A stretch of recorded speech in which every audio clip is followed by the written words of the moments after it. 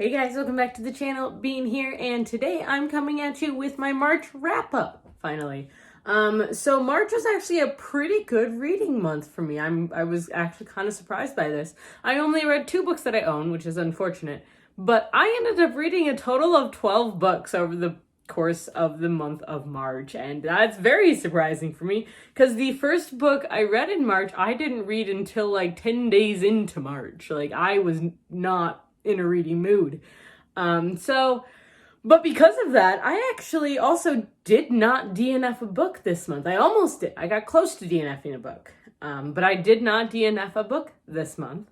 I read 6 physical books, 3 ebooks, and listened to 3 audiobooks as well. So a pretty good spread there for me. Overall, I think it actually went really well, and I'm really proud of the fact that I did not DNF a book, and that overall I really enjoyed the books that I read this month. Again, I don't have my normal stats, I'm sorry.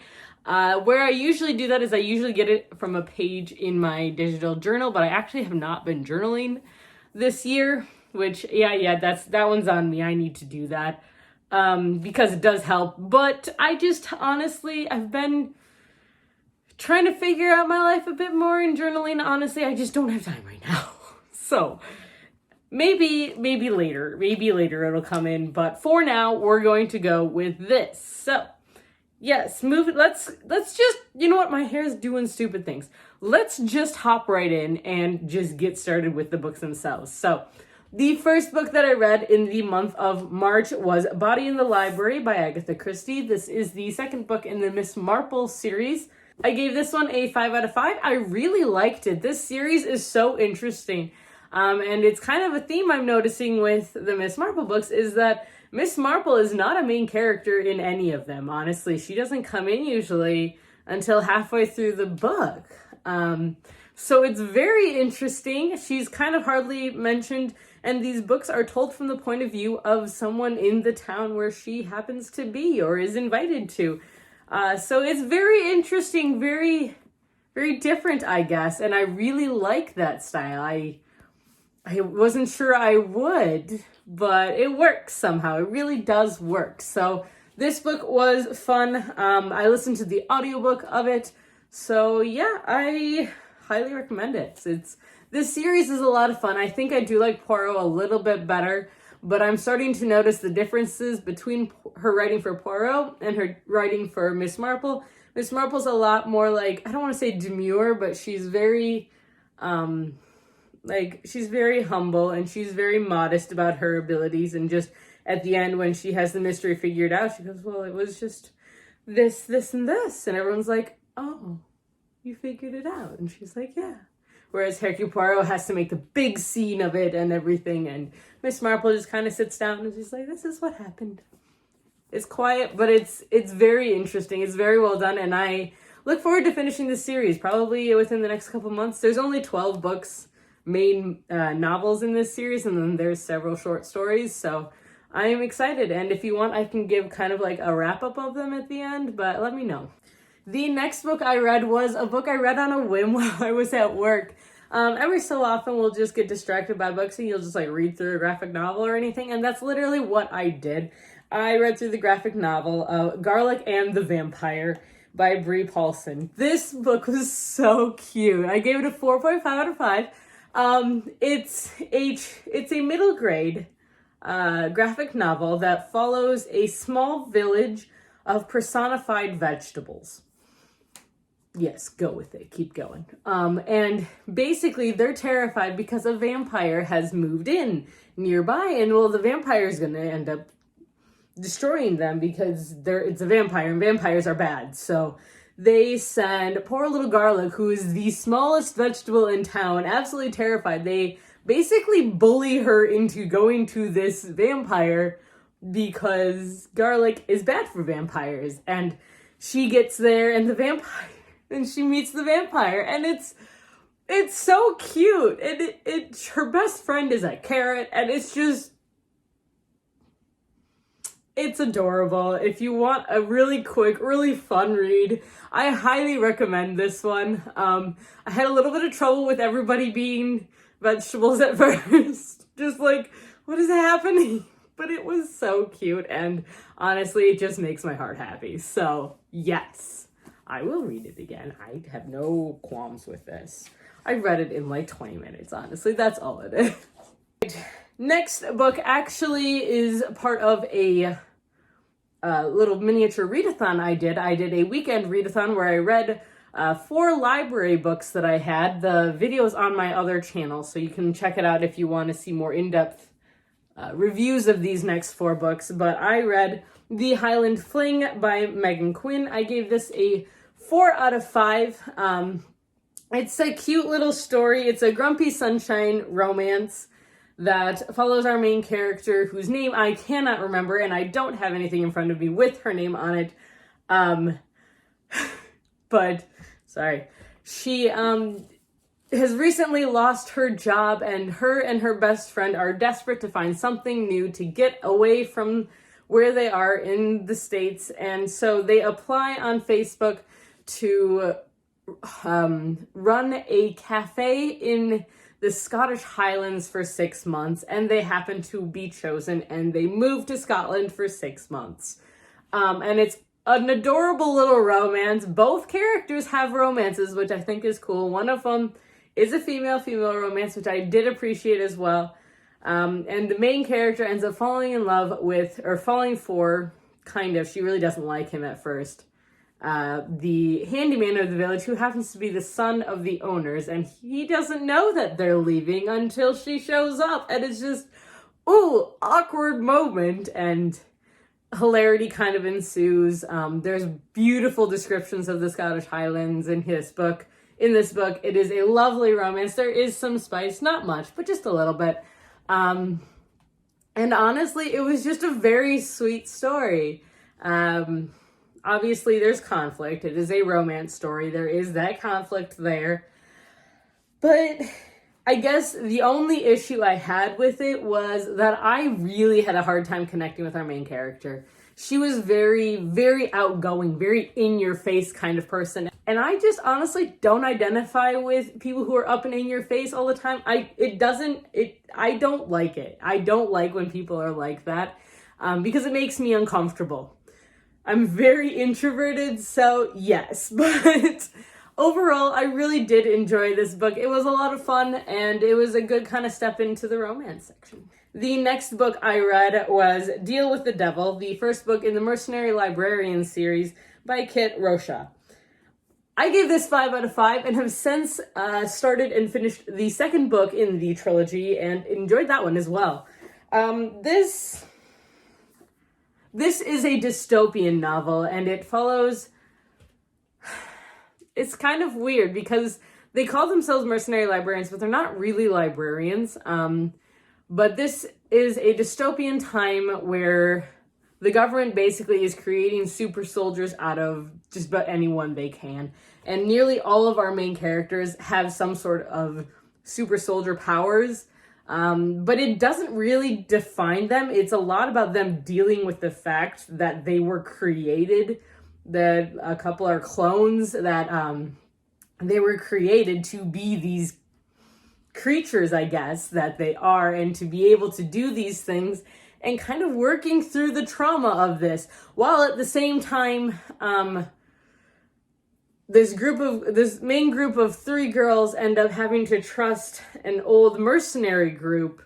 The 3 girls are the librarians, I guess you could say, and they're all very tough fighters, but they basically take care of the town and make sure everybody has food and clean water and entertainment and all of this. They're basically kind of like in charge. And the mercenaries left the government because they realized what they were doing and didn't like it, and so they're kind of on the run. But then they end up having to convince these librarians to come with them on a trip. It's a whole thing. There's betrayals, there's romance, there's a bit of sex, there's a lot of stuff happening in this book.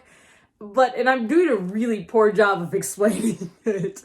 But it's very well done, and I usually have a slight issue with some of the super soldier tropes because they can make them too perfect. And in this instance, they had them perfectly balance each other out. So one character's really good at fighting, one's really good at strategizing, and one's like the brains, basically. And they have them all have to work together in order to do basically anything with that. And then there's consequences if they do something wrong. There are consequences, which is very nice to see as well. I'm terrible at explaining this book, but I gave it a 5 out of 5, so I absolutely loved it. It was a great story, and I can't wait to read the third one, so yeah, it's taken an interesting turn. Let's go with that. The next book that I read was The Seat Filler by Soraya Wilson. I gave this a 4.5 out of 5. It was good. It was a very good story. Again, another library book that I no longer have because I had to return it. There's zero spice in this book because the whole idea behind this is that our main character, she has a phobia of kissing. And her best friend end up as seat fillers for the equivalent of the Oscars and the Academy Awards. And while she's there, she ends up sitting next to this actor who is basically her crush from childhood onward. He has been her crush since she was like 16, and she pretends not to know him. And as they get to know each other, because of course they become friends, she's a dog groomer and he asks her to come groom his dog. And it just ends up becoming like this really kind of cutesy relationship between the two of them when he finds out that she has this phobia of kissing and he proposes that they practice. Yeah, so that's what happens there. It's very cute. It's very sweet. I had issues with the ending, which I don't want to talk about a lot, but the reaction to the ending bothered me. I thought that it was very overdone, and it put a really bad taste in my mouth for a solid chapter, at least, where I was just like, okay. Ew, no, I actually got upset about this. So I don't want to do spoilers, but it bothered me. So yes, like I understand, but I also don't like how it was handled. And again, it's the drama of a romance novel, so you know that, but it still bothered me, if that makes any sense at all. So, yep, 4.5 out of 5. I still haven't fully decided, which is unfortunate because I've already posted my review on my review blog. The last book I read for that readathon was The Order of the Pure Moon Reflected in Water by Zen Cho. I ended up giving this a 3 out of 5, mostly because it took me about half the book to figure out what was happening. So this is a novella. It's only like 120, 160 pages. Again, I go more into it in the vlog, but I guess it was really well done once I understood what was happening. And that was really the main issue that I had. So otherwise, it was really good. It was very well done. It was very different and has me wanting to read more about Chinese and Japanese folklore and about the lifestyles and stuff, because I have realized I know like nothing, and that's unfortunate. So want to change this. All right, moving on. I read an arc. Actually, I read 3 arcs this month. I didn't say that at the beginning, but I'm very proud of that fact. I actually read a couple of them. This was the first one, and that is Death in Tranquility, the first book in The Bartender's Guide to Murder by Sharon Linnea. Now, I love cozy mysteries, and this is the epitome of a cozy mystery. It is adorable, and I absolutely loved it. It is a cozy cup of a murder mystery. It has the perfect balance of everything I look for in a cozy mystery, from character development to like meeting the rest of the town, new town, the police force. There's history in it, and it's so cute, and it was so well done. And I had a slight feeling about who it was, but I did not predict it actually until we were closer to the end, and then it was like, I got it now, and I ended up figuring it out, but it took me a little bit. So yeah. The only issue I did have with this book, I gave it a 4.5 out of 5. The only issue I did have with it was, our our main character's name is Avalon, and I had an issue with her at first because she felt very 2D. She's a bartender, which I failed to mention, I apologize. She is a bartender, and the whole premise of this is that people are more likely to talk to a bartender than they are to the police, which, again, makes sense. I was a barista. I get it. But basically, for the first, like, probably 4 or 5 chapters, Avalon just felt very two-dimensional. Like, she was a bartender. She found the dead body. That's it. That's, like, she was very flat for me until she started having actual emotional reactions to things, which it was fair because she was new in town, so she didn't know anybody. But it took me a while to actually see her as a character rather than as a two-dimensional person, I guess, if that makes any sense at all. But overall, it was very well done, and I really enjoyed this book. And I do plan on continuing with the series because it is a series, so yes. The next book I read is the one I almost DNF'd. I read Wuthering Heights by Emily Bronte. I did end up giving it like a 2-star. It's a very great exploration of toxic relationships, and I hated it. I really didn't like this book. I will be unhauling it, which is unfortunate because the sticker's still on it. But, yeah, I didn't like it. I did not enjoy this book. I was, like, wincing the whole time. It put me in a bad mood. I didn't like it. I don't like it. This is about a love story between Catherine Earnshaw and Heathcliff. It's described as a demonic love story, and I could see where that comes from. It is the most toxic love story ever, and it tells their whole lives from birth to death, and it's very intense. It really is. I do feel sorry for them, but at the same time, they could have made such better choices with life. Not that many people gave Heathcliff a chance, but it rubbed me the wrong way. It really did, unfortunately. So, no, but I have read another classic, so that's a thing. The next book that I read was another novella, and it was a review book that I was sent, and it's So You Survived the End of the World, Volume 1 by Casey Cordell. I gave this a 3 out of 5. It's another dystopian post-apocalyptic story, but unfortunately, with how long it was like 100 pages, maybe. I don't know. It felt very short. It's only ebook, but it felt like it needed to be twice as long in order to have a full story, honestly. It just didn't feel complete, and I was left very unsatisfied with this book, honestly. I can't even fully tell you what it is about, except for the main character at the end of the world has a radio station that he does out of his bus.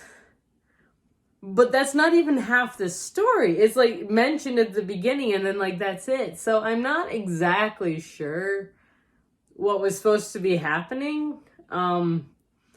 But there were monsters, there was a woman in a chariot, there's guns. I don't know what happened, honestly. I was very confused by it. And I know some other people really liked it, and good for them. I could see this being good if it was like a comic or a graphic novel, because that was the vibe I was getting. But for me, it just didn't quite work, unfortunately, so yeah. Next book I read was another arc, and that is Canyon Crime Scene by Carol Erickson. This is a Harlequin novel, actually, romance that I read. It's one that I got on NetGalley. I gave it a 3 out of 5. It was fine. It is being released in June of 2022. So, I mean, if you enjoy these, be on the lookout for one. This follows a criminologist who specializes in fingerprints, and she's dragged into a mystery when women start going missing, and then the sister of her ex-boyfriend from high school, I want to say, or college, something, she goes missing, and so this girl ends up going undercover at a rehab center where they think something bad is happening. It was good. It was underwhelming, honestly. There was a grab at mystery and thriller in there, which I did appreciate. But I think the issue that I ran into here was that the ending, it just like, it was going, and then it was done. And it's okay, but it just didn't quite work for me, unfortunately. And the good guys came in and saved everything just a little too neatly, and it just didn't work for me.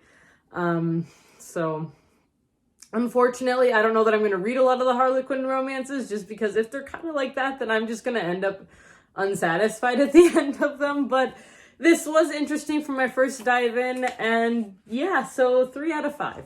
The next book I read, I listened to the audiobook of The Moving Finger, which is the 3rd book in the Miss Marple series by Agatha Christie. Again, I listened to the audiobook for this one. I really enjoyed it. I gave it a 4 out of 5. This one was interesting because it actually plays more with the consequences of what rumors around a small town can have on people, and the consequences for their lives and for their futures and what happens. And it's very interesting. It is a murder mystery, so someone does die. But it's fascinating. It's kind of fascinating with how much, like, someone starts sending letters to different people accusing them of certain things that aren't true or may not be true. We don't know. We never really find out about some of them. A couple of them we know aren't true, but a couple of them we aren't sure about. So it's interesting, and Miss Marple comes in and wraps up the mystery per usual. But the nice thing about her is that she does admit that she was led in wrong ways at times. So she's not perfect. She's just very good at observing people. So I like it. I wish I was more like that, honestly. And the last book that I read in the month of March was I finally finished The Last Wish by Andrzej Sapkowski. This is the technically prequel set of short stories to the Witcher series. So this is actually basically the first several episodes of the TV show, which was kind of entertaining because there are differences. And if you like the TV show, you really should read this. 1, there's more description. 2, it's a bit more fleshed out, I guess. 3, Geralt. Just for Geralt. Just read more. Just read the books for Geralt because, oh my gosh, he's sassy in the TV show, and Henry Cavill does a friggin' amazing job at playing Geralt. He does him so well.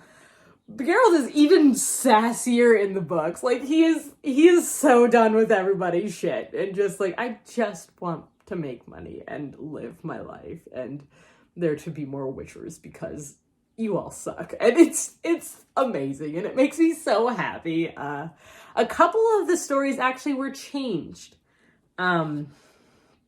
from the book to the TV show, which was also very interesting to see. I understand the changes and they make sense. And I'm sure they fit with the series very well. I don't think the show is going to be as long as the series, which again makes sense. But I do plan on reading the whole series of books because this is very well done. I also didn't realize until I had finished reading this, Andrzej Sapkowski is Polish. So these are actually, I believe, Polish. These are actually translated works. So that's kind of a cool little fun fact for everybody. So yes, I gave this, what did I give it? I gave it a 4.5 out of 5. I loved this book. It was so much fun, and I cannot wait to continue on with the story. So yeah, that's what I got for you guys here today. If you did enjoy it, now is the perfect time to give it a thumbs up and hit that subscribe button down below. We post videos every Tuesday, Thursday, and the occasional Sunday. And if you want to be reminded when we post these videos, hit the little bell icon down below. And until next time, guys, stay safe, stay healthy, and keep reading. Bye!